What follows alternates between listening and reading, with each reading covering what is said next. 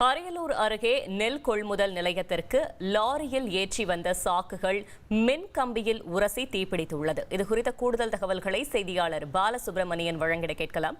பாலசுப்ரமணியன், வணக்கம். மேலும் தகவல்கள் என்ன? வணக்கங்க.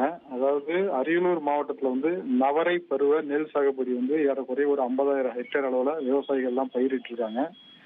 இந்த நெல் மாவட்டம் முழுவதும் விவசாயிகள்ட்ட இருந்து கொள்முதல் செய்யறதுக்காக அங்கங்க நெல் கொள்முதல் நிலையம்லாம் அமைக்கப்பட்டு அதுக்கு சாக்குகள் அனுப்பி வச்சிட்டு இருக்கிறாங்க. இந்த நிலையில இன்னைக்கு கோவிந்தபுத்தூர் கிராமத்துக்கு ஓட்டுநர் சாமிநாதன் என்பவர் லாரியில கிட்டத்தட்ட ஒரு 5,000 சாக்குகளை ஏற்றிக்கிட்டு போயிருக்கிறாரு. அப்போ அந்த ஊருக்கு அருகில போகும்போது மின்சார கம்பியில அந்த சாக்கு மூட்டைகள்லாம் உரசினதால முதல்ல சாக்குல லேசா தீப்பிடிச்சிருக்கு. இதை எடுத்து பொதுமக்கள்லாம் பார்த்துட்டு அந்த லாரி ஓட்டுநரை எச்சரிக்கவே லாரி ஓட்டுநர் கீழே இறங்கியிருக்காரு.